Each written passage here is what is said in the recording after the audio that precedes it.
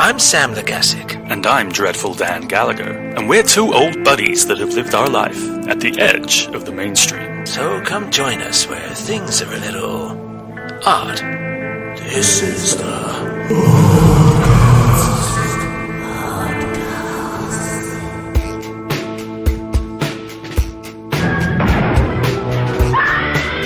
You've got to believe.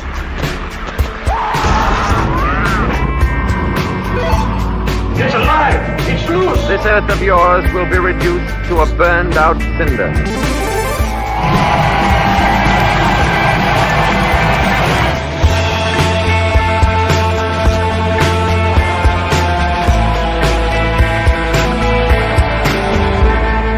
Hello, everybody, and welcome to Oddcast Movies, Music, and Gaming. Here with me, as always, is Dreadful Dan G. Hello, Dreadful Dan. Lick it. Lick it. Let me lick your piggy cunt. Straight out the gate. Straight out the gate for the Christmas episode. Right, happy Christmas, everyone. Merry Christmas to one and all. And for those that don't know, today we're going to be talking about the 1974 film Black Christmas. And for those that don't know what this is about, close your eyes. And imagine it's late at night, you're by yourself, then all of a sudden you get a phone call. Billy, where's Agnes? Fuck you, cunt, picky cunt, and all that. I guess you would think that that's pretty odd. Let's have a listen.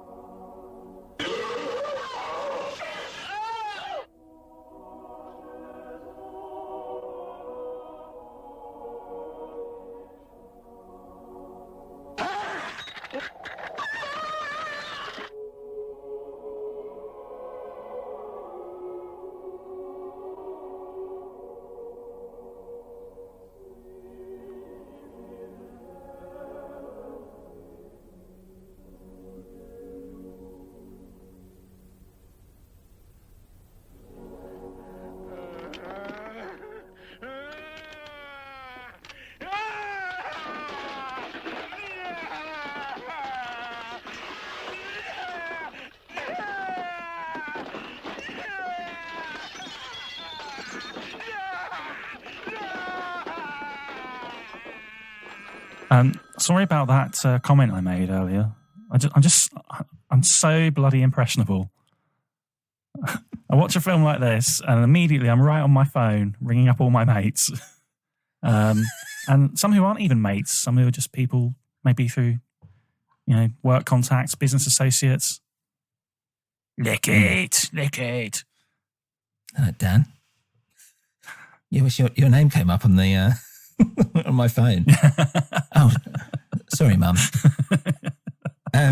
For those that don't know, shall I tell us a bit about this film, Dan? I think that's a good idea. Yes. Yeah. So for people that don't know, this is Black Christmas, which was it's a Canadian film, but it was originally released in America under the name Silent Night, Evil Night. It's a 1974 film that, for a lot of people, was one of the films that kind of started the slasher genre.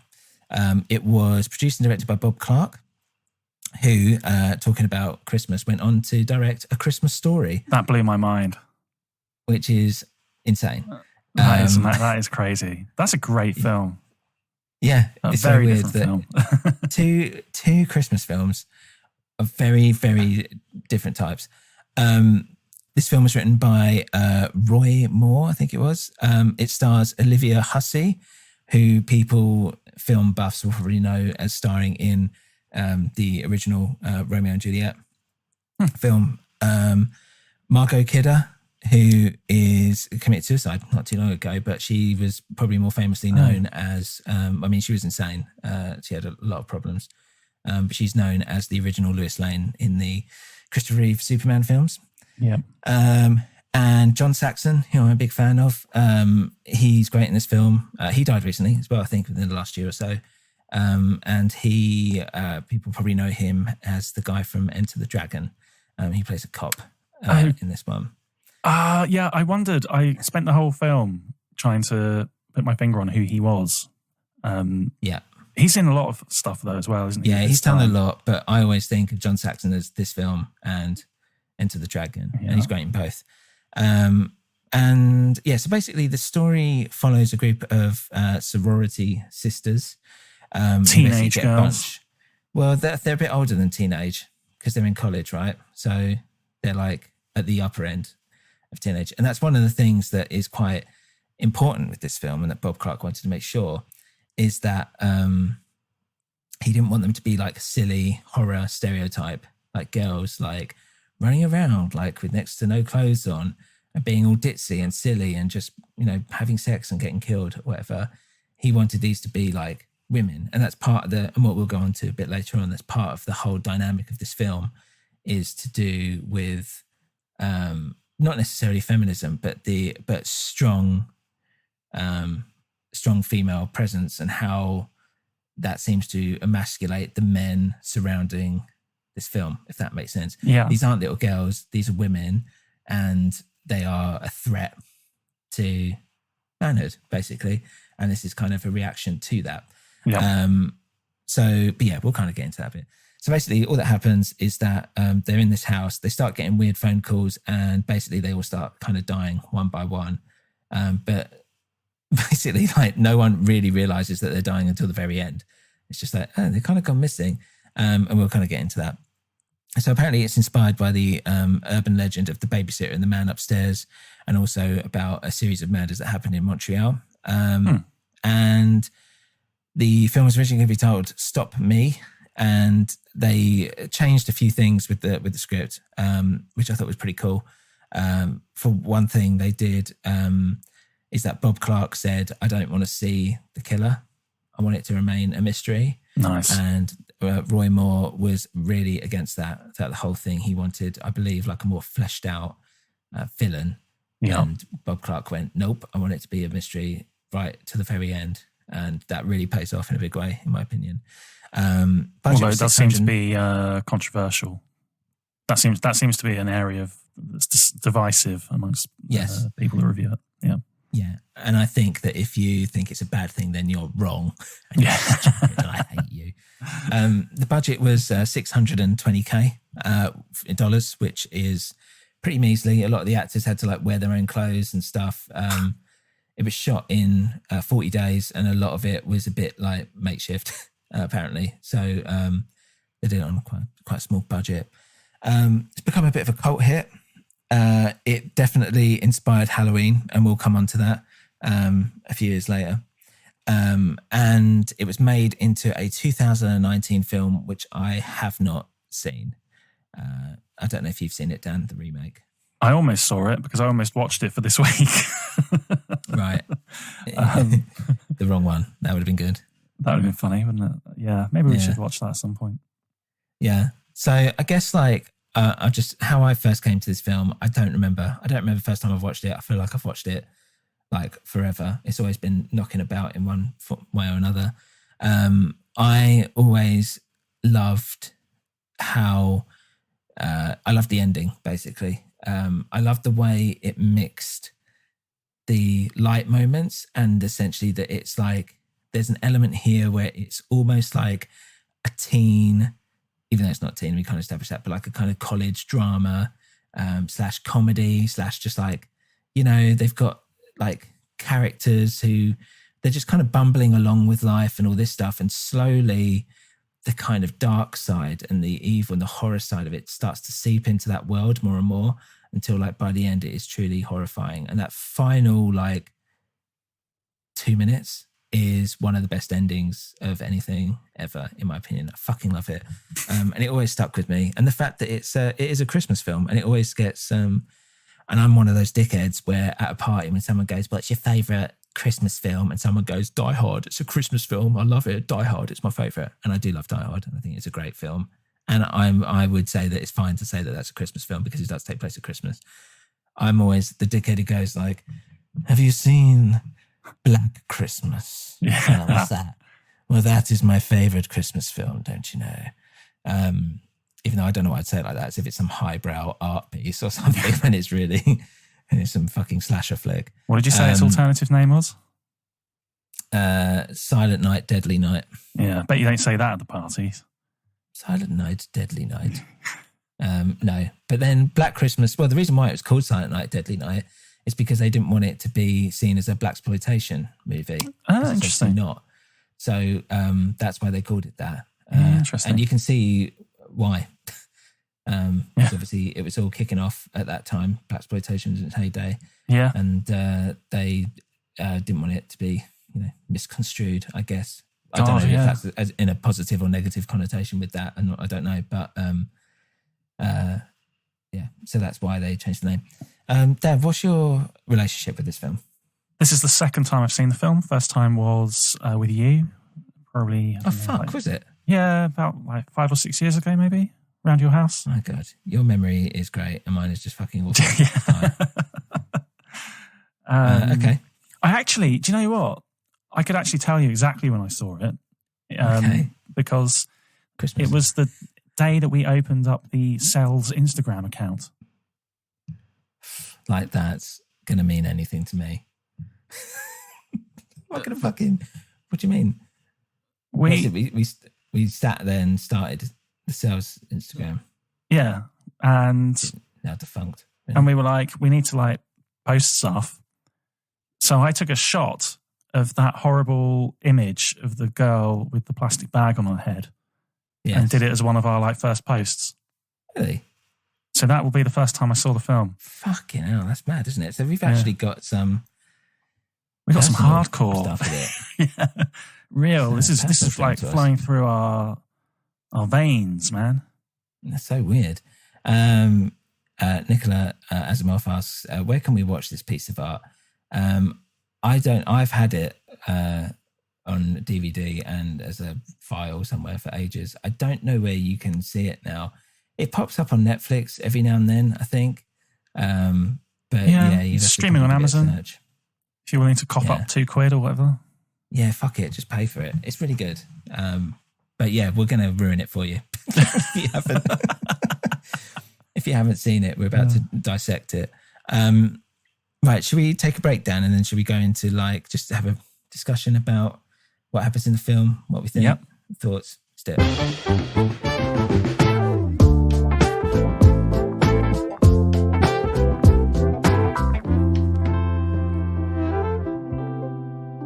Right, Dan, Black Christmas. Let's go into it.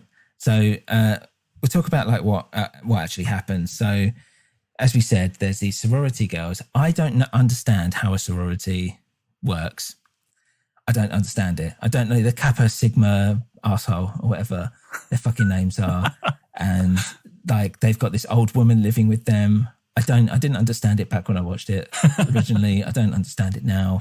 I've no idea what this American kind of college culture happens. I'd be happy for anyone to kind of just write in and let me know. But essentially, it's a bunch of women. Big dorm room, right? Yeah, exactly. In big whole house.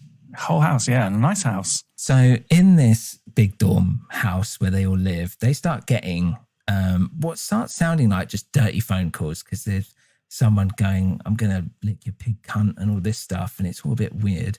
And then during the course of the film, they get worse. And what I fucking love about this film is that these phone calls are genuinely horrific. For one thing, they've set it up so that it's supposed to be coming from one person, yet there are clearly 2 or 3 very different voices and noises happening that can't be done with a human voice. And they say that in the movie as well. They're like, was he using 2 voices before, whatever? And they're like, yeah.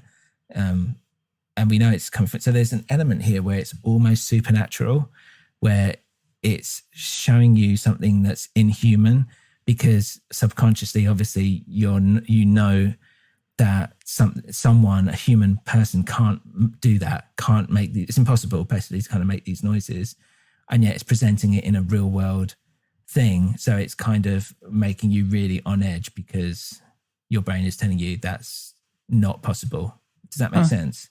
Yeah, it makes sense. I didn't process it like that. I just thought this guy's completely unhinged and has got some serious, like, multiple personality disorder.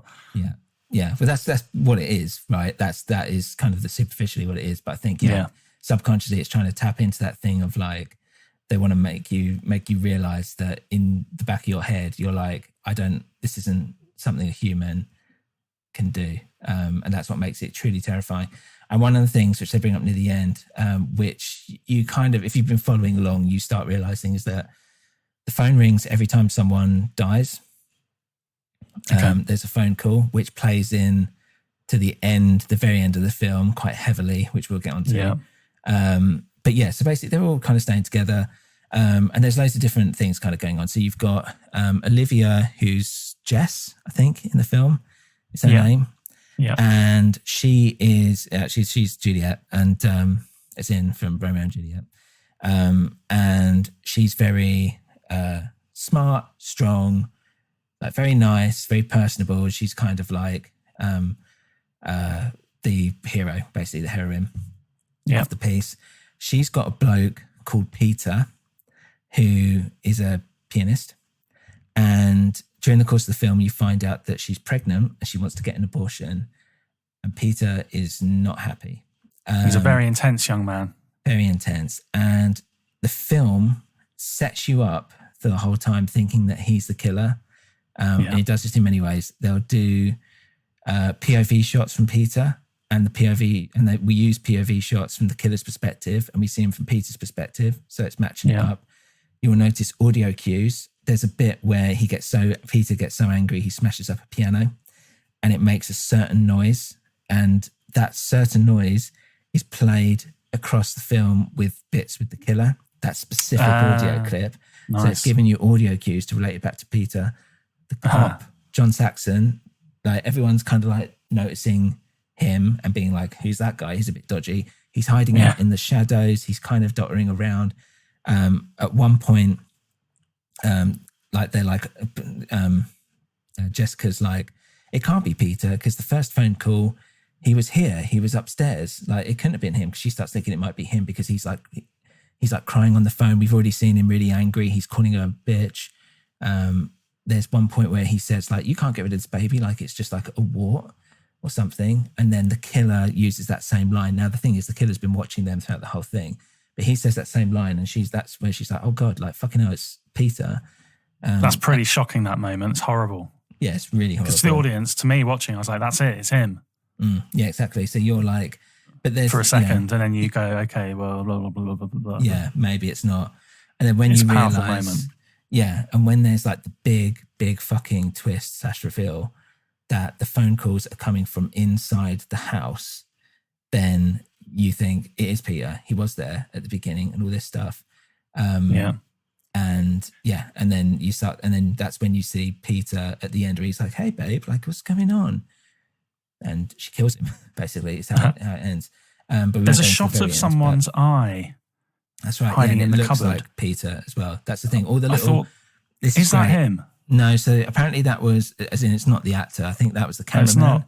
And there was. And it really looks like him. Yeah, it does look like him. And all the shots of, there's a lot of the POV shots, and there's someone like climbing and looking at things and opening doors and rocking the chairs, whatever. And that was a cameraman. So I think that was the cameraman. They just got him to stand in front of the camera. So weirdly, he was actually the killer. Really. He was just some cameraman with a camera strapped to his chest. I could be wrong. I think that was what they had vaguely said. So there's all these audio cues. And so they kind of set it up that you're supposed to kind of think it's Peter. But yeah, those little shots of like the eye, the frenzied eyes and all this stuff, you never really see him properly. But he's very much... They very much set it out to be like, you know, he's a real person. And so there's like, I've made some like notes as I was watching through. You find out as well that it's not just the people in the house getting murdered. There's stuff happening outside the house, So, for instance, they say like when they get the first call, they're like, "Oh, it's that guy again." So immediately you're like, "Oh, okay, this has happened to them before." Then later on down the line, you find out that there was a girl that was missing 2 weeks ago. Yeah. And you think, so it could have been that he killed the girl and then he called them. This girl that was missing, he called them. Maybe that was the first call. Then that first call you see in the film, which is in theory the second call, if we're going by my theory, you find that there's a little girl that's been killed in the park. You find that later on. They're like, "Oh, we found a little girl killed in the park." So maybe that second call was after he killed that little girl to the thing. So basically, I'm matching up the murders that you hear about in line with the phone calls, which goes on. But yeah, like with that first call, you're pretty much straight out the gate hearing it. And you've got that first call, you're hearing these pigs snorting. You're hearing him saying like, "You big cunt," and all this stuff. "Let me lick it," and all this stuff. It's really vile. Super vile, super sexual in a really horrible, twisted, disgusting way. But then it ends with a very, very calm, "I'm going to kill you." And that actually rattles her character, Margot's character. Yeah, Barb. Yeah. And that's and for us as well, right? Because it's like, we've heard all these manic sounds and that's horrible. And then suddenly just having that very calm, sinister, "I'm going to kill you," is scarier than if he would have shouted it. In my opinion. Fucking no, I agree. Classy bit. And the response of that character, who's quite strong, sassy, sexually kind of forward. Yeah. She takes the I'd say. reins of picking up the receiver and kind of like, playing She's around with him a bit. Yeah. The fact that she's suddenly like, "Oh, shit." She doesn't show it to the other girls, but you can see she's like a bit stunned by that. Yeah, and so she's like, Barb is basically, she's the nastiest character out of all of them. And I don't just mean because she's, a bit sexually forward or whatever, but she is very much the like outspoken woman who is like, doesn't care about talking about sex or sex stuff, doesn't care if she drinks or smokes. She literally goes out of her way and says like, I hate this. Like, no one says what they want and all this. So she's that kind of epitome of, I don't know, like the outspoken woman or something like that. Yeah, like and that's 70s, slightly more liberated, young, upwardly mobile woman. But like she does then turn a little way into being quite obnoxious. Yeah, that's why this is what kind of not grated on me. I mean, it's interesting to have this kind of two sides to her. There was one point where she was feeding booze to a kid at a Christmas party, and she's just being a bit purposely nasty and all this stuff, and like unhelpful. Nasty to the dad. Yeah, exactly. Yeah, unhelpful. Whose like kid is missing.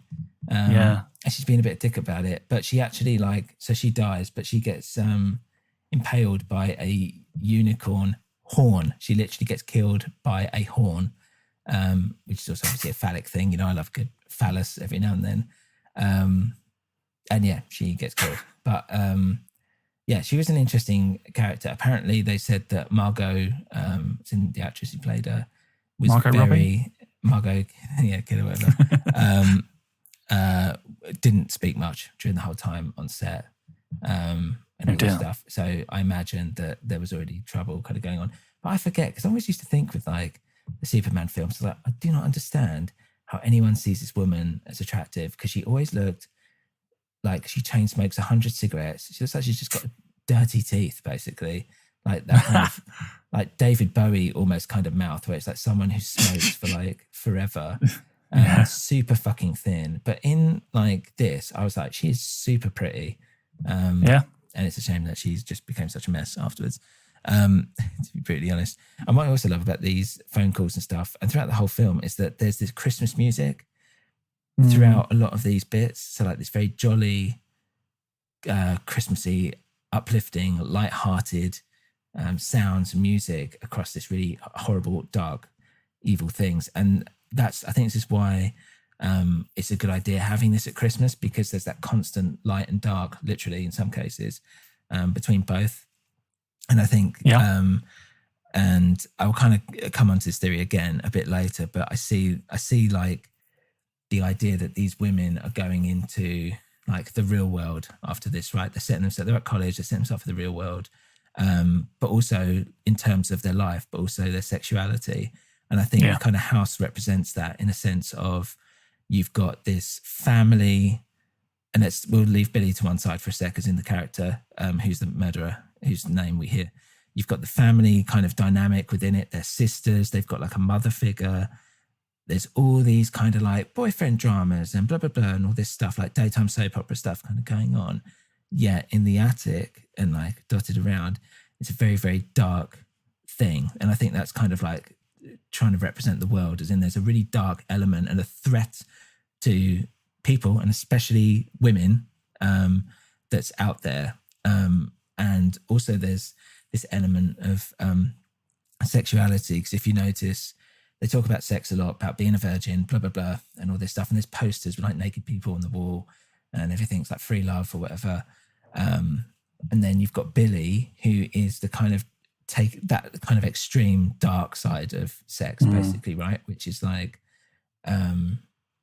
that horrible perversion of someone that's maybe been like, you know, of sexual abuse and all this stuff. And there's that dark side of like sexuality, which is like hidden away, that is still like a threat to these young sexually empowered women or whatever. So I don't know. Well, maybe not I'm all of them reading are too much empowered. into it.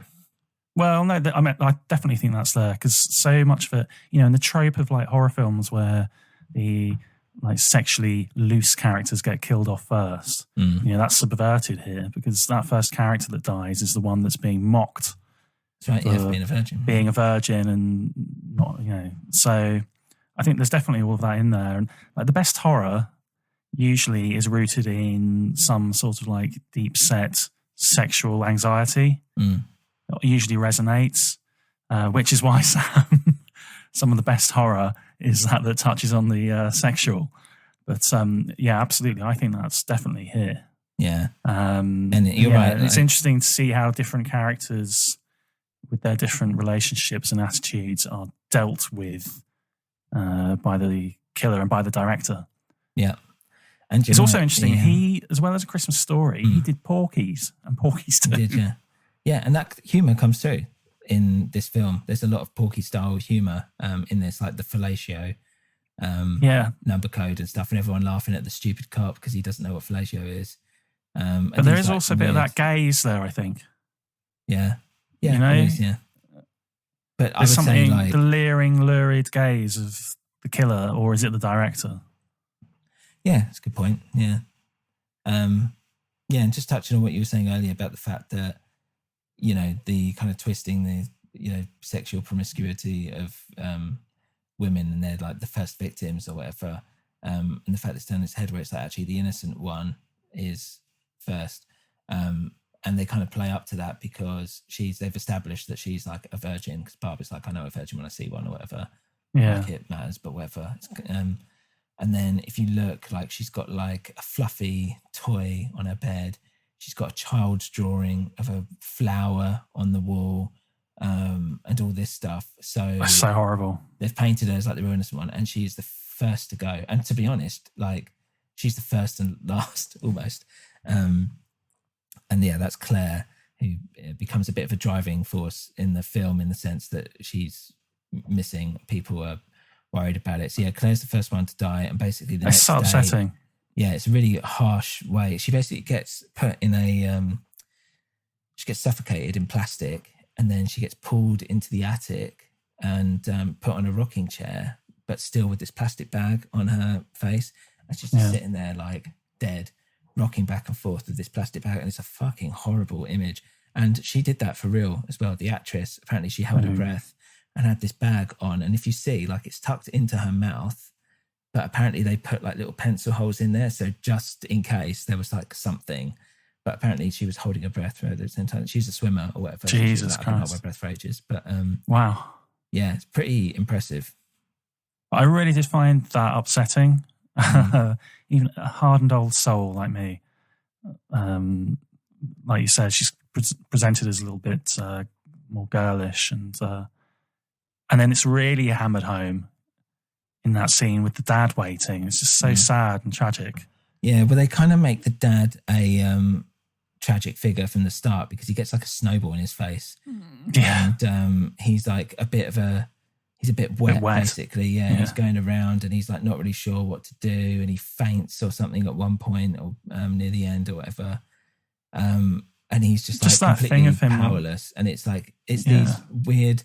So like the male, the role of men in this film is quite interesting because you've got like the boyfriends and the kind of men of that age who seem very like, you know, fuck you kind of thing, like, or got a chip on their shoulder the whole time, especially obviously Peter because he's been set up to like look like the killer. You've got the more paternal John Saxon cop who's gone into it. You've got the numpties, which is like the cop and the dad and all this stuff. And then you've got like the threat, which is the killer. But also like you'll notice like at one point, it's kind of like all men. So like at one point they have like one of the search crew come over. They're like, girls, you've got to lock up your doors and all this stuff. Yeah. And they're like freaked out. And you're freaked out watching it because you're like, who the fuck are these two weirdos? Because now you're like put on edge because you're like, you're in there with them thinking like every man is basically a threat at the moment. And I think that's part to do with it, but also like with the dad and the fact, you know, there's an emasculation here as well. And the idea of like the power lying with the woman, because the big thing and the thing that's supposed to spark Peter off and what they do as a motive is that because Jess wants an abortion and he's like, don't we talk about this? And she's like, I wasn't even going to tell you, like, it's my choice kind of thing. Like, it's nothing to do with you kind of thing, which I think is a little bit, a little bit out of order. You know, I think it is worth a discussion with your other half about whether you're going to have an abortion of their baby or not. But he's very much like, okay, cool, we'll have the baby and we'll get married. Sweet. And she's like, what? Like, chill. And all this stuff. And the reason, and there's a couple of theories I have about this, Dan, so stick with me here. So there's the fact that throughout the course of the film, with each phone call, we have a little bit more mentioned about the Billy character, the murder, and what's going on, where this is coming from, through the different characters, which is actually his voice or whatever's going on inside his head. And it sounds like, and I've read different things about this, but it sounds like his name is Billy. He has a sister, baby sister or something called Agnes, who he seems to be sexually abusing. He seems to be abused by his parents, or at least physically, not necessarily sexually or whatever, but physically abused, or like beaten up and shouted around and all this stuff. Because they're like, what have you done, Billy? Where's Agnes? You left Billy alone with Agnes and all this stuff. So there's something to do with like a baby sister or whatever. Right. Fucked up. I know, it's just like nasty, right? Like right into the end, and you're hearing these little, and if you watch with subtitles as well, you kind of get a bit more, you're able to kind of decipher a little bit more of what's being said.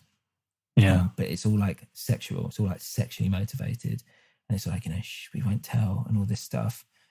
And it's nasty. So there's some real fucked up shit, which they're not hinting at, which is kind of going on.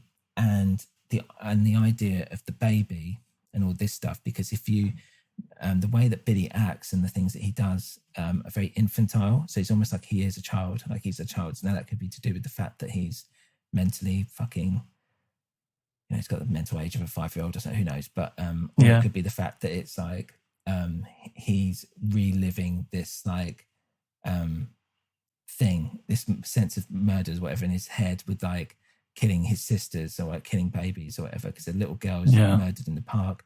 You'll notice that the rocking chair with the Claire on, there's a baby in it at one point. He does something. Mother figure, this like little baby figure that he's kind of got going on. And that's why he kills the mother figure and puts her in the corner. Yeah. Well, exactly. She's the mother figure, so she dies next. She's the maternal figure that dies, whatever. But also, I think it's very important the fact that it's like Jess is thinking about aborting her baby, killing her baby, and that I'm not going to go into the whole thing of like, when is a fetus a baby, a human life or whatever, but I think it's just that general notion that there is a baby dying here, and that's why they hook it to Peter, who's like, you can't just kill the baby, like you're just getting rid of a war. And you're seeing that visualization of a baby doll being all this stuff. So there's some kind of obsession with like family and babies and all this stuff. I think as well that it's because it's at Christmas time. There are two things associated with that. One, that it's a time where the family comes together, and it's a time for family. So that kind of reenactment of the horrific stuff that's happened to them, to Billy as a family during this time, is probably coming to the fore more. It's probably the time when he kills, because it is that time where like, a family gets together. He's probably remembering something maybe specifically that happened at Christmas. I was also thinking, and this is a stretch, that perhaps it's something to do with Christ, baby Jesus, and all this stuff, nativity, baby Jesus being born, something like that. The fact that Jess is kind of having her baby aborted, like a kind of Mother Mary figure or something, like killing Jesus or something like that. And I think that throughout the whole of this, there's that loss of innocence, which I think is kind of a big part of it. And the fact that throughout this entire film, when they've got all the funny stuff, all the nice stuff, all the Christmassy stuff, all this, you know, it's such a nice film in theory if you took out the horror bits. But it's actually about that loss of innocence, which I found quite interesting. Anyway, so I've talked for a lot, but that was kind of the things I was thinking about when I was watching it again, trying to put a bit more of a analytical head on it. Yeah, I think that's a great theory. It didn't strike me at all, but I think whenever you have a birth at Christmas in any film or book or something, it's obviously always going to be resonating the link with Jesus Christ. So yeah, I think you're probably spot on there, really. Yeah. Good. You mentioned there, you know, that you think there's some humour in the film. I think that kind of like undermining of the family unit aspect of Christmas is maybe where some of that comes through in sort of like a black irony. I don't know, were there any other parts of the film that you thought were particularly funny? Yeah, with Mrs. Mac, who's the old lady, it's kind of like the comic relief, right? She's a bit weird, a bit kooky. She's like hidden booze everywhere. And she's like, oh, you know, a bit like, oh, matron kind of thing. And so when she's the second to die, and then so when she goes, that kind of, you've got the loss of the innocent one at the beginning, and then you've got the loss of like the comic relief character secondly, and you're like, okay, fuck, like that's a big step. No one's safe. Yeah, exactly. Like she was the kind of, you know, she was kind of not holding it together, but she was like, okay, whenever she came on screen, like, oh, this is quite harmless and something silly is going to happen. And she gets fucking pulled up by a meat hook into like the top of the fucking attic and left there, which is insane. Yeah, I don't know. It was, what else have I got here? There's stuff like, yeah, just general jokes, but there was, I don't know, I've put little notes here because I was watching this chronologically. If you notice as well, like Jess is wearing like a sweatshirt with like two hands across her, which look like I did notice that. boobs actually, but it's also like almost as if like a stay back kind of thing. I think it's supposed to be like not hands, but like a kind of effect or like some kind of pattern, but it definitely just looks like two hands, like crisscrossing, which I thought like you was said, like, quite horrible. Like stay back. If they just wore their own clothes, maybe that wasn't an actual artistic decision. Yeah, true. Maybe it just happened. I don't know. I think it's like, oh my God, you've worn that fucking pair of hands jumper again. Yeah. That's going to look well shit on camera. Yeah, you've got to wear that for the next 2 put something weeks else on. Yeah. Idiot. Yeah, again, I've put stuff about the power play, like when Jess is talking to Peter and he's like, I love you. And she just goes, I know. And you're just like, oh, fucking hell. Like, she's like treating him mean, keeping him keen. It's so weird. They've got like, it's a bit sort of funny as well. It's like they've got Santa comes in and he's swearing in front of the kids and he's getting annoyed because it's like he's supposed to go away with one of the girls or whatever. Maybe it's Claire, I don't know. And he's like, oh, for fuck's sake and shit. And he's got these kids. I don't even know why they've got kids there, to be honest. I don't know what's going on. It's really weird. That was all quite unpleasant, all that, I thought. Especially because the dad's there. And I felt really sick.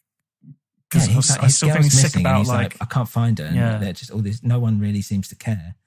All that stuff was pretty horrible, especially because she's upstairs. So they've got shots of like, at one point, him and the Mrs. Mac get into like a cab and you see it through the window and it pulls back and there's the fucking daughter just there with still with the plastic over her head, just sitting there in the window. and you're just like, It's horrible. It's just fucking horrible. She's just up there, and they're going along like trying to look, like to go off and look for her. Yeah, I didn't like that. And I did like it, but I didn't like it, but I did like it. I didn't like it, but at the same time, I absolutely loved it. And it's cool because you're kind of like following this kind of like detective thing. Cause it's kind of like a whodunit. Like you want to know who is doing this, but at the same time, you know everything.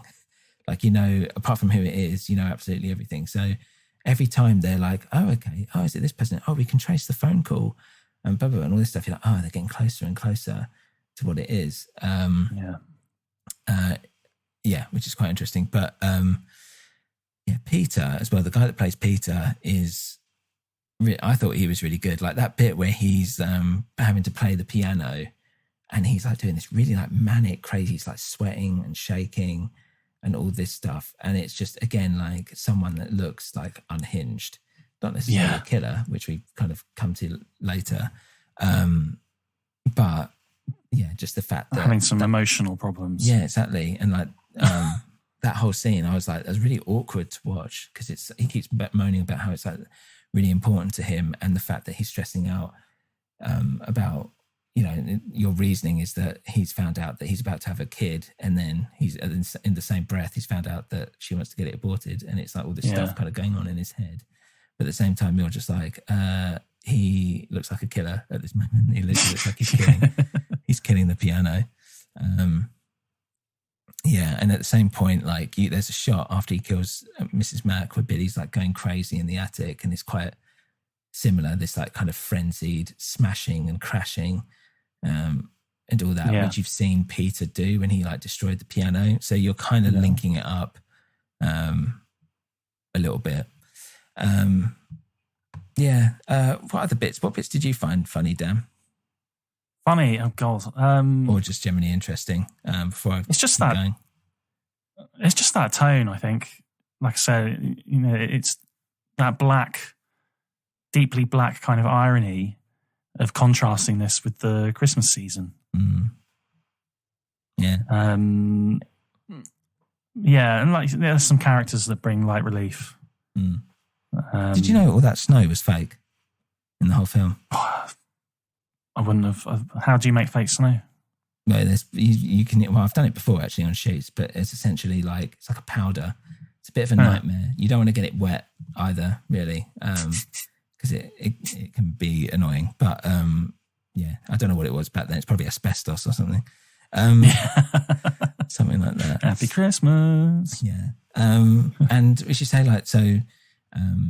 They kind of breeze over on purpose a fact of like, oh, the house mother, which is Mrs. Mack, has a phone, but you know, he dismisses it like, oh, it's like when they're tracing the phones, oh yeah, don't worry about her phone, like whatever. It's like it's a whole separate line, and then moves on to something else. So they've kind of planted that seed in your head without making a thing of it.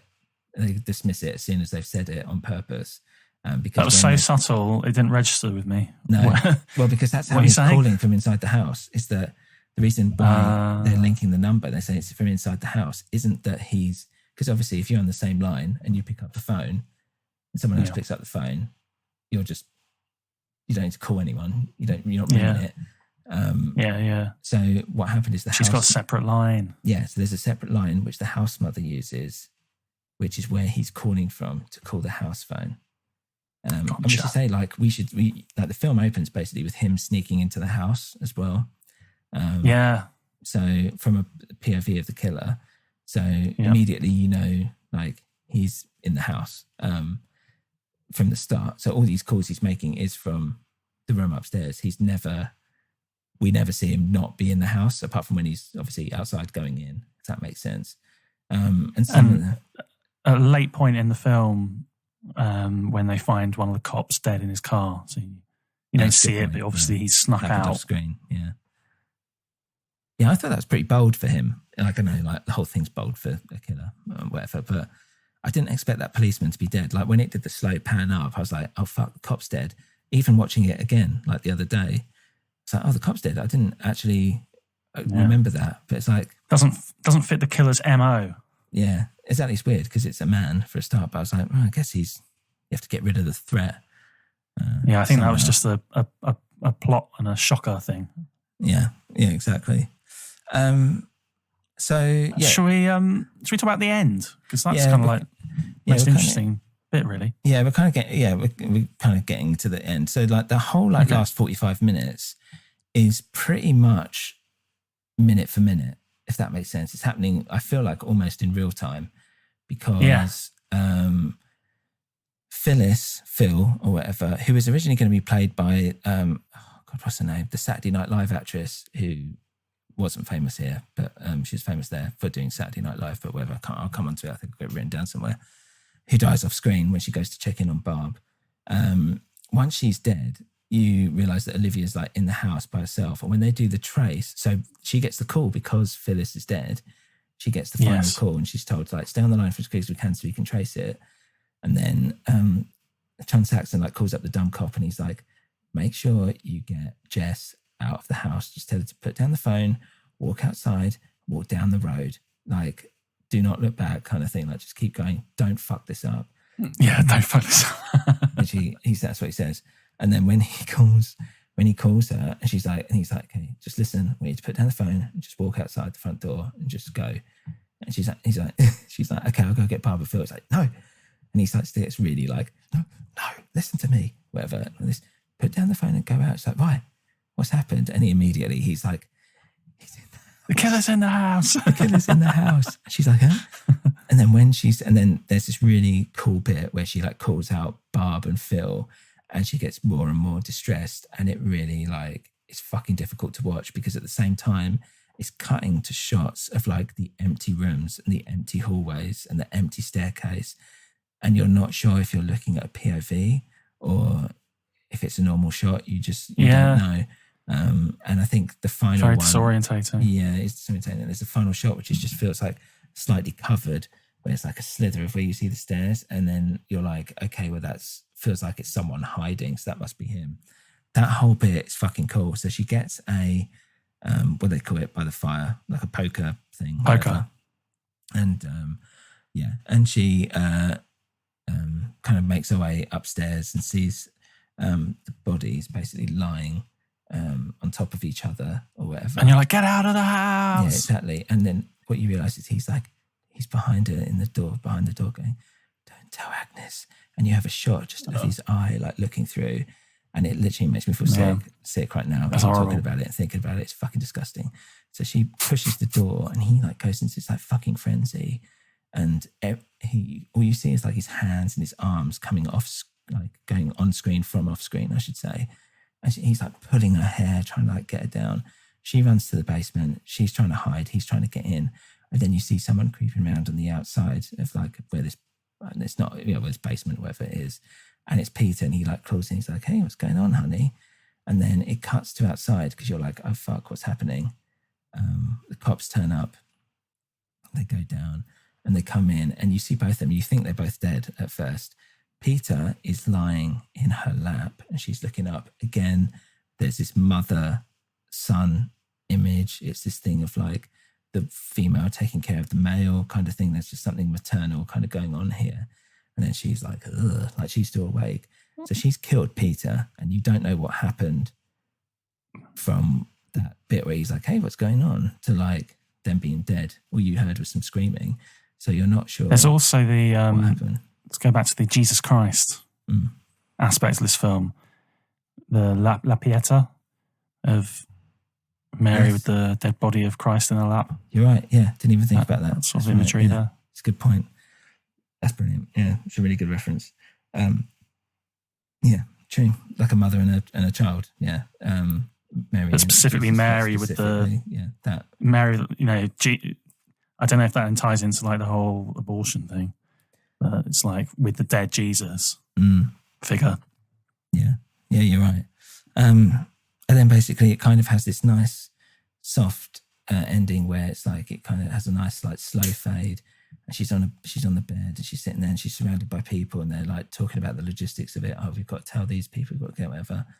It's like, oh, when will she wake up? Oh, she's not going to wake up for at least 4 or 5 hours. So everyone's they're like, oh, okay, there's reports downstairs. Come on, let's all. And they take the guy out. The guy's fainted. We can't believe it was Peter. He was such a nice guy. Exactly. It's like, yeah, basically. And then they're like, we've cleaned the house or whatever. The morgue said they've never had to take this many bodies before, so they don't know what to do. And so you're thinking in your head, like, okay, yeah, there's loads of bodies. You've just seen everyone die. And they're like, okay, well, they need to do it, whatever. So there's all this like hustle and bustle basically going on. There's lots of activity and you feel a bit safe because you're like, okay, there's loads of people around now, it's fine. It's like, okay, let's leave her alone. Then very quickly, everyone starts leaving. The lights go off. Someone comes up and says, it's obviously like, come on, get out of here. Come on, we got to get out. So, okay. And then I think it was Claire's boyfriend, who we only saw briefly, who's like wearing this big fur coat, like a woman's fur coat, even though he's like a guy. Comes out and he says something. What does he say? He says something like, says to the dad, like, oh, don't worry, she's going to be back in no time. And you think like, and that you as the audience like, what the hell is he talking about? Like they know she's dead. Like she's dead. What's he like? Oh, maybe they haven't told the dad yet or something. Yeah. And this is, oh my God, I love this. It's just beautiful filmmaking. It has the shot of her lying on the bed as the lights start to like go off around the house or whatever. It's just focused on her now. Keep in mind, it's outside the door. So we're looking at the frame of the door, like literally observing like what's going on, like we have been doing with the killer, keep in mind. And then it's just completely still and you're hearing all this stuff kind of going on. It's just her lying there very quietly. And you hold on that for like, I think a good minute. It feels like it's probably only about 20 seconds, but it feels like a long time. And then the camera slowly turns and it goes to the bed of what I believe is Barb. And you see like the blood stains on the mattress and you're like, okay. Turns again to what was Claire's room, who we started with, remember? It's got her toys in. Yeah. None of her stuff has like changed. And then it goes to the ladder leading up to the attic. Oh God, it's sending me chills just thinking about it. And you see like, and it just has this space. And any film that does that, where it just shows you like a space that feels like it needs to be filled. I mean, that's where like something like Paranormal Activity really worked. It's because it was showing you empty space that you were filling with your imagination. And it wasn't anything, it was just empty space. So by having that and you're waiting for something to come out or something to happen in this thing, then all of a sudden you see like some shadow moving and then I think like a light goes on in like a split second, it cuts and you're in the attic again and you see the bodies are still up there and no one's got them. You see Mrs. Mack still hanging there on the meat hook and you've got Claire with the bag still like over her face, staring out the window, and then it cuts to like a slow transition fade. It's like outside the house now, and she's literally there looking out the window, and it pulls back, and this is all happening very, very, very slowly. It pulls back, and you just see like a cop smoking a cigarette or something out the front. The whole house is dark, and then the credits go up, and as the credits go up, you hear the phone ring, and that's the end. Yeah, amazing. It's like, it makes me feel so weird because it is just like the perfect fucking ending. Oh, you also hear him say something like in the attic, like Agnes or something like that, just to confirm that he's still hiding up there. Yeah. So the idea is basically he's gone within the moment where we're pulling back. He's gone down and he's fucking killed Jess, and he's doing the phone call afterwards. Which is, and you've made up that end of the film. That's an end of the film that exists in your head only. But it exists nonetheless. God, fuck. It's brilliant. And it's sickening because you feel like it's so tragic because it was so easily avoidable. I think that's part of it for me. Is why she survived it. It's like Final Girl disgusting kind of thing. And it's like, you know, instead of doing like a Carrie like hand out of the grave, like, oh, it's still there, she'll be scarred forever kind of thing. The slow burn and the slow realization of what is happening is the creepiest thing about it. It's the same feeling I get when they kill that guy at the end of Night of the Living Dead, where you're like, he made it through all this, and then it's just like stupid human error. Yeah, ends up getting him killed, and I just feel sick to my stomach. Yeah, exactly. Horrible ending, but great, powerful. Yeah, it's and that shot of Claire staring out the window still, and you're like, how still has no one seen her? You can see her like really clear as day.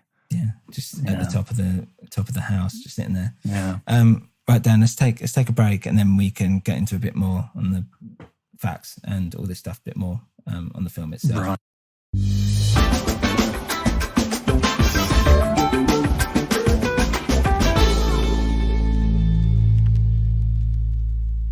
So, Dan, here's some little tidbits of information on the film, which I think you might find interesting. So, the composer of the film score was Carl Zitra. I think I'm saying that right. And apparently, he did a lot of the film's music by tying forks and combs and other knives and stuff onto the strings of piano to warp the sound. Cool. He'd also sometimes record a lot of the sounds onto tape and slow it down, which is why it sounded a bit strange. Apparently, also, he would the tapes were a mixture, basically, of an actor called Nick Mancuso, I think his name was, the director. Also, I think Carl Zitra appeared himself as well. And there's a few other uncredited performers who kind of went into this like mix of noises and cacophony during the phone calls. Okay. And apparently the Nick Mancuso, who was doing the main voice, I guess, of Billy, he would often perform the calls upside down and standing on his head. So it apparently compressed the thorax, which made it just sound that bit more strained and weird. Which I thought was pretty cool. That's cool. Yeah, I like that. Yeah, it's pretty great. It's good tip for anyone planning on doing any. Yeah, just weird stuff. Just experiment. Weird just phone calls. See what you can do with it. Yeah. What else? Betty Davis was going to be the house mother originally, and she couldn't have done it. She'd have been great. Yeah, that'd have been so good. She was not I think the woman who I can't remember her name, which is awful, but she was a veteran actress, I believe. But she did. She was good. Too, but I love Betty Davis though. Yeah, same here. Yeah, that would have been pretty cool. So apparently, I'm just going to kind of say this almost verbatim, because I just want to make sure I get it right. But the cop basically was Lieutenant Kenneth Fuller. Apparently Clark, the director, originally wanted Edmund O'Brien to play that part. The Radiohead? Ed O'Brien from Radiohead? No, I don't know who that is. EOB? No, we were talking about him earlier. No, that's weird, isn't it, though? Edmund O'Brien. And apparently, like, when he turned up in Canada to do the film, apparently, I shouldn't laugh, it's horrible, but apparently O'Brien, I couldn't remember where he was, and they were at a restaurant eating, and apparently O'Brien got up and thought that he was like at his hotel. He was like, I'm going to go back up to my hotel room. And they were like, we're not at the hotel. So they started getting like really worried, and basically it was Alzheimer's. It was starting to get into his head, and he basically couldn't do it. And apparently it was really, the director and all this stuff were worried that the producer, what would happen when they're like getting him to do like night shoots and all this stuff, and remembering his lines, and taking him out into the cold and all this. And they were like, yeah, we can't do this. And so so they sat him down, and apparently like it was very emotional, because it was one of those things where it was just like, your career's over, basically. Yeah, exactly. Like, you can't do this because you're fucked, essentially. How sad.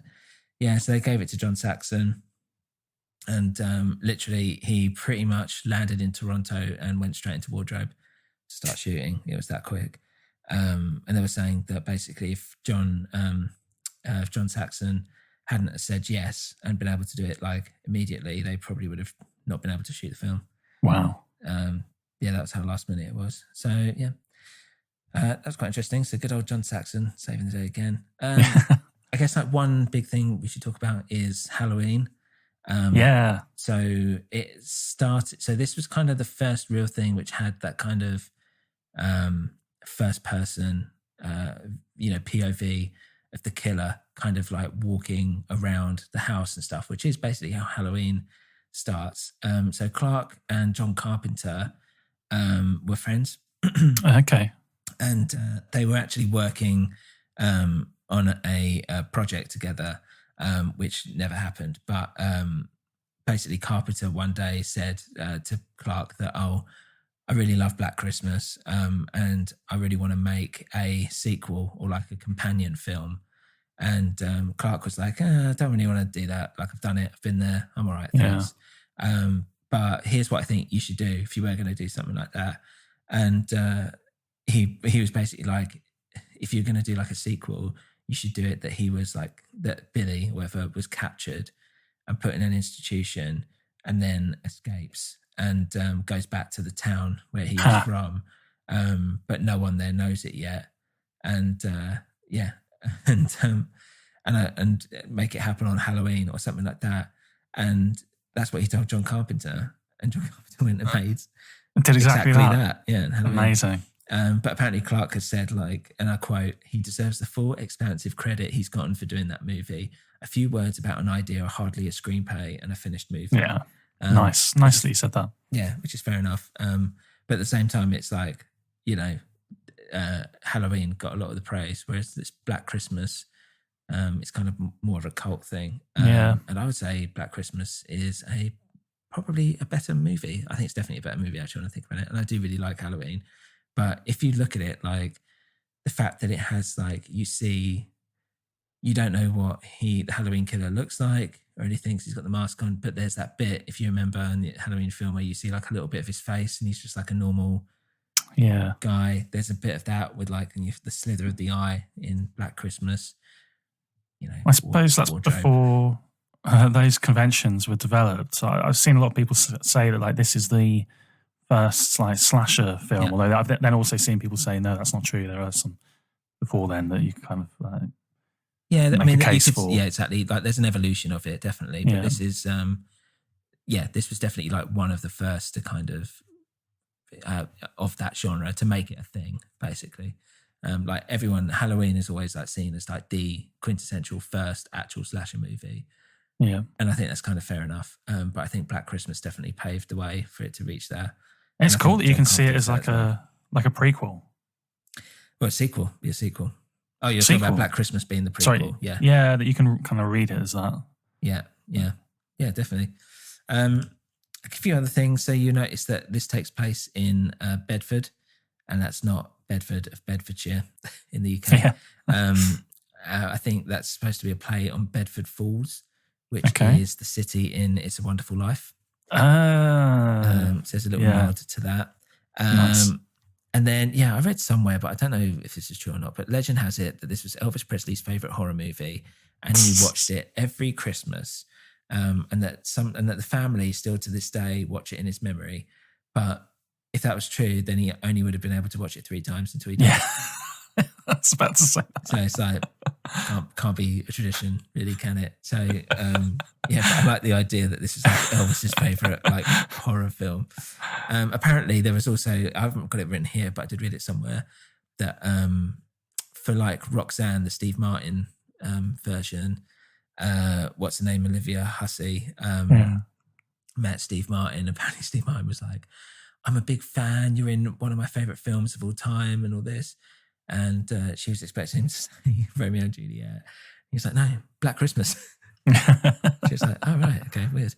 So she kind of understood that, there's kind of a cult following. Weirdly as well, apparently the only reason she took the film was because a psychic had told her that there would be like a Canadian film coming up that would prove really popular and she should take it.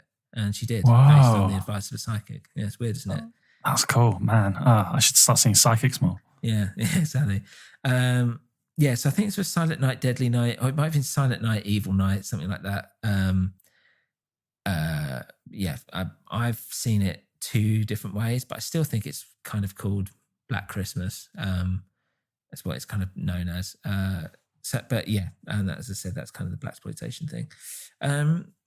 And that's kind of it. I don't think I've got any more info on it, but it's a well put together movie, and I think it's some really like top class directing going on in there. Yeah, I think it's kind of usually skirted past. Like, not many people pay that much attention to it. I think they showed some great performances in there, great characters. I love the fact that it's like, it tries to put you at ease with its like really comic, like light-hearted, like comedy of errors almost approach, when it's got a really dark, horrible, sinister, dirty, nasty fucking underbelly that has this like one of the most disturbing endings ever. Yeah. Any more you want to kind of add to that? Yeah, I really liked the film. I love that he stuck to his guns on that ending of not revealing the killer. Like you say, it's got that sort of whodunit element, and I suppose a lot of audiences would expect to have that resolved. Yeah. But that's quite sort of childish attitude, really, isn't it? To take, you expect that payoff, but you actually get something more memorable, probably, more sickening. Yeah. And in that way, kind of more satisfying. Yeah. It'd be too easy if it was Peter. It's like it sets you up for it. Like the whole point is it's a fucking red herring, and even like until the end. I mean, there's little things, and I get that. Like, so for instance, at one point during the film, they go, this is the only door that's got a lock on in the whole house. I don't know if you remember that. And after those two weirdos turn up, and then yes, when she's trapped in the basement or whatever, and thingy, Peter's like looking around, looking inside and down. It's like, well, how would he know that she's in there if he could just walk through the front door? Like, it's not the first place he'd like go, because surely he can just walk in if that's the only door that's locked. He would just walk in. You're not going to kind of peek around the basement. You're going to try and go through the basement door first or whatever. And I can see those little things where people are just like, yeah, it was Peter, and they've just like, they just, wanted to suddenly make it like ambiguous at the end for no reason. And I'm like, no. Exactly. It was never about, it's not about Peter. It's not actually about one person, really. It's more what Billy kind of embodies more than anything. That's it. And a lesser director might have caved into pressure to, give you something at the end, maybe some twist. It was another character. It wasn't Peter, but it was some other character in the mix, or even that they just like show you Billy on screen. Yeah, but he resisted all of that bullshit and gave that way creepier ending. Yeah. But that, especially I think people who've seen Halloween and go back and watch this, I think they do have that expectation of the conventions of the slasher genre, and that seems to be what causes some of the negative responses that I've seen in the reviews. Yeah, should we go there? Reviews.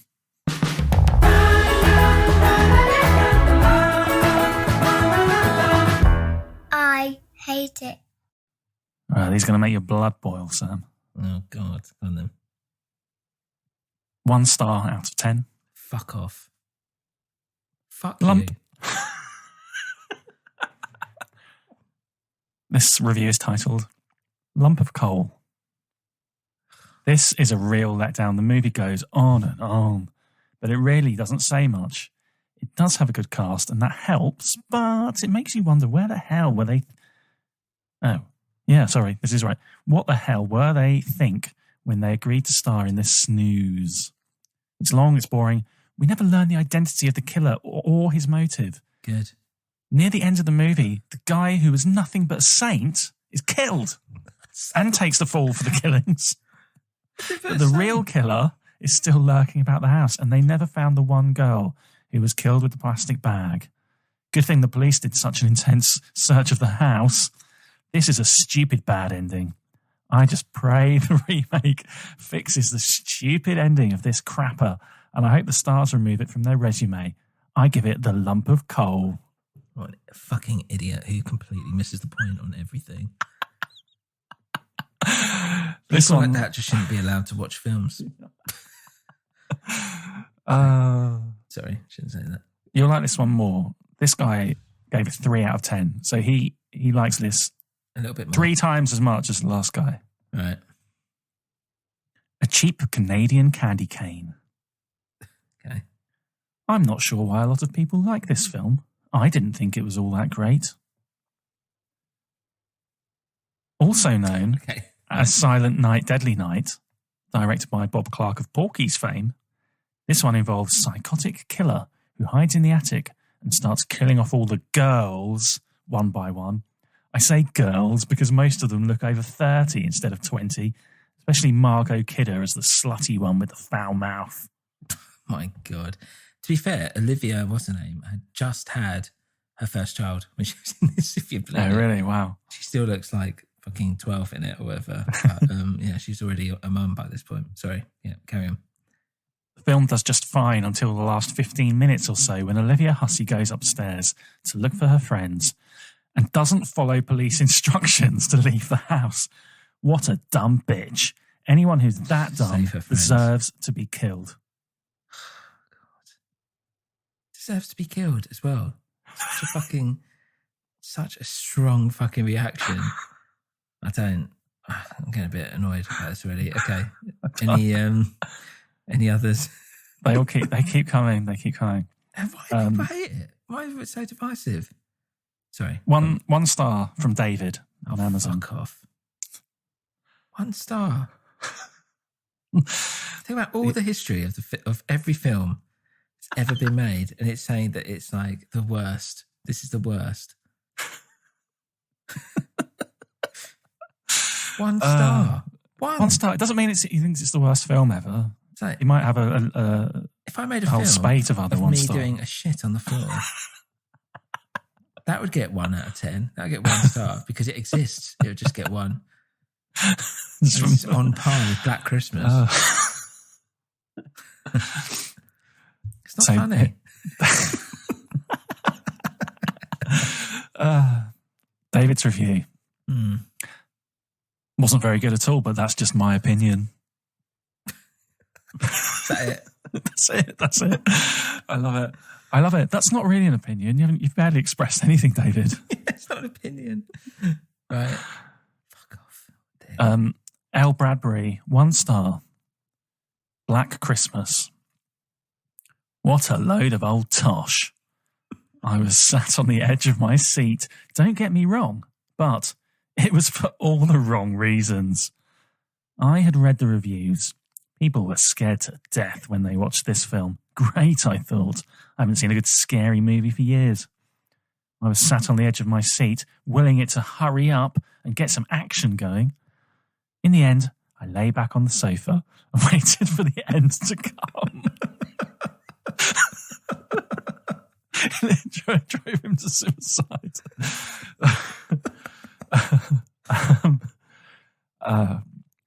Sorry.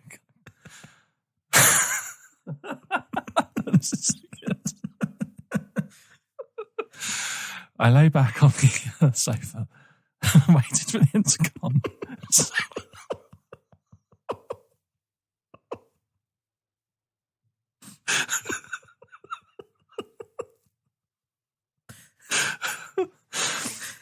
So I can I've got I'll catch my breath. I lay back on the sofa and waited for the end to come so I could go to bed.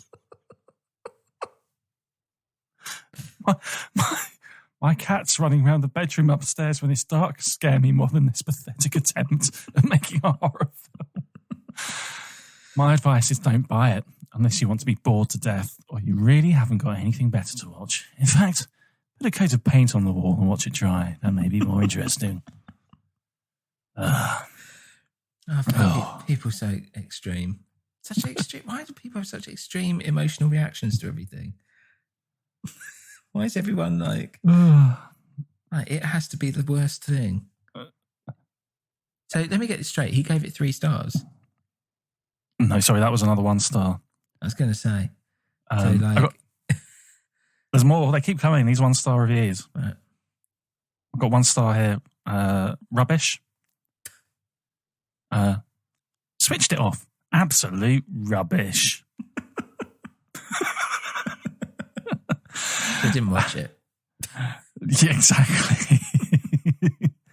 Probably like, this menu screen isn't very entertaining. Yeah, exactly. And this is the last one, my favourite one. Right, okay. This is from a user on Amazon called Order Cancelled. Okay. 1 star. Terrible movie. Sorry. This is so good. This is the name of the review. 1 star. Terrible movie. Terrible refund.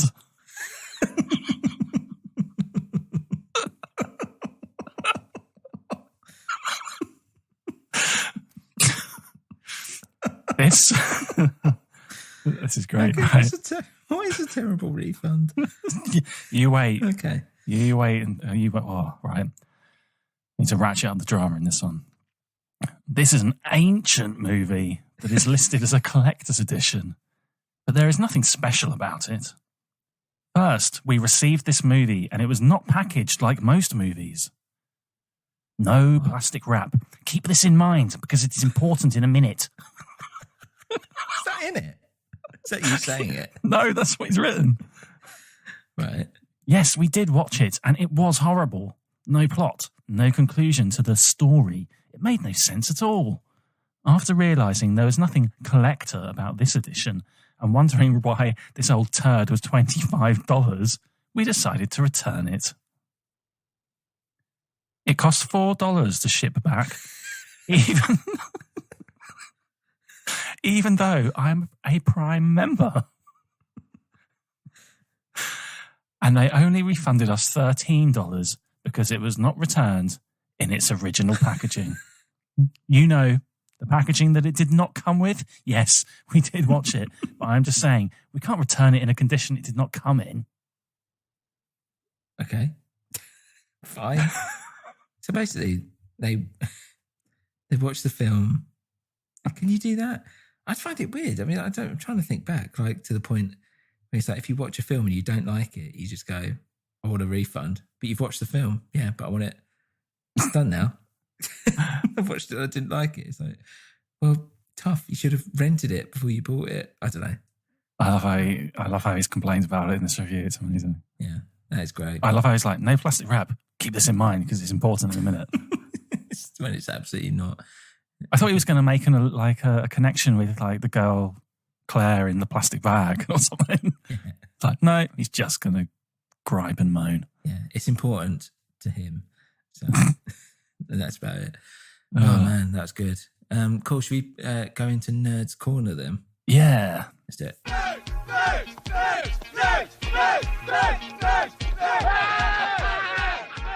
So it's cool you mentioned Carl Zitra and that you pronounced his name before I had to do it. I did. I took a look at the soundtrack and it's really interesting actually because, like you say, it seems like he was quite experimental in his approach. And for some reason, it was basically thought that the master of this was lost. Right. For the score. And actually, I've seen some people saying there never was a master or something because of the way he put it on tape, that he layered the music directly onto the 35mm film. Interesting. So for whatever reason, basically, yeah, master was lost. But basically, somehow Carl Zitra did some research and tracked down versions of these recordings. Right. So the soundtrack was never released at the time, but in 2016, he did this project with Waxwork Records, who do a lot of like horror soundtrack reissues and things. Right.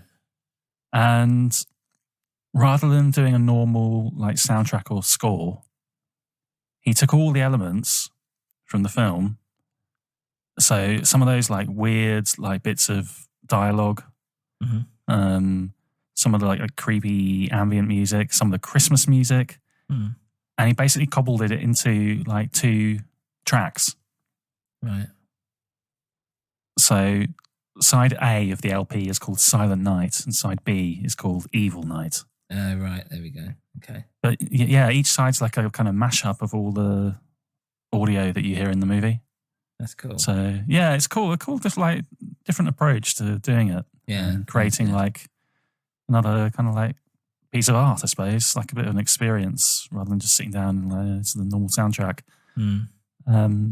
So yeah, that came out in 2016. There was a clear vinyl, but like the best looking one is clear with red splatter. That's what you really want. Oh yeah, that sounds That good. looks vile. It really does look like someone's just dropped a load of blood in the middle of it. Nice. So yeah, worth tracking down, I think. Seems to go for about 25 quid on average. Oh, okay. Yeah. That's not too bad. No, not if you're a fan. New listening experience. I am a fan. That's something I wouldn't mind picking up in the future, whatever. Yeah. Cool. Yeah, so that is Nerd's Corner. That's Nerd's Corner. I think that's it, right? Another thing I should say, that Bob Clark, I think he died in a car crash a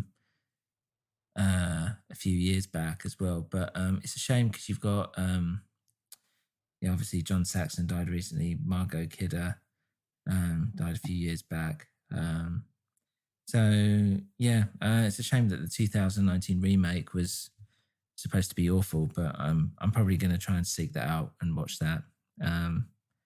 We should do it for the channel. Yeah, because I'd like to see it now. Yeah, I know it got absolutely lambasted, but I think it's worth seeing like what they kept, what they kind of got rid of, and what they would have done with the ending. If they would have kept something, but I don't know. I always feel like they try and ratchet up the intensity to 11, and it has that maybe more of an initial shock, but it doesn't linger in the mind, these things, like the originals do. Absolutely. I guess that's it. A Merry Black Christmas. Yes, Merry Christmas, one and all. And what's going to be our first show of 2021? Oh, Dan, that is a very good point. Well, it's time for a game this time round. So, Pontoon, perhaps? Oh, God. Shoot me in the arsehole. Did you see that, there's that, I don't know if you know or not, there's this film called The Queen's Gambit or whatever. It's a chess film. No. It's on Netflix at the moment. It's got, what's her name, in Anya Taylor-Joy or whatever, who's in The Witch, The Vivitch. Apparently chess has just like taken off since that film. Everybody wants to learn chess. That's great. It's weird, isn't it?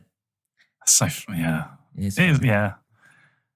Honestly, people. So, Dan, the game that we will be doing, it's you. I don't know if this is. You might have this. Basically, I'm not sure what it is.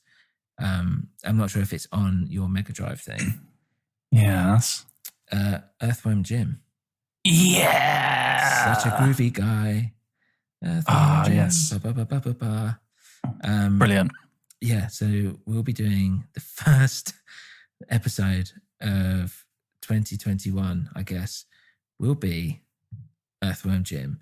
And Brilliant. For people that don't know what Earthworm Jim is, I think it was only released on Mega. I only had the Mega Drive one. Was it released on SNES as well? I can't remember. I can't remember either. I just think of it as a Mega Drive, like a late era Mega Drive platform game. And it was one of those games that just looked fucking great. It was cool animation. Yeah. Really colourful, really clever. Good humour. Yeah, some great humour. And they did a TV series of it, if people remember that. Yeah. Maybe we can talk about that on the Nerd's Corner pit. But it might be on the Mega Drive pack. It is. Mega Drive Mini. It's on the Mega Drive Mini. Okay, cool. It's one of the built-in games. Great. So we can kind of try and play through that and see how it goes. So that's it. Earthworm Jim is going to be the next one. Thanks everyone for listening, and I hope you enjoy Black Christmas, and I hope you all have a great Christmas and New Year's. Yeah. And Happy New Year, everyone. Keep on being odd forever, because it's the best. I need to think of a better slogan. But bye everyone.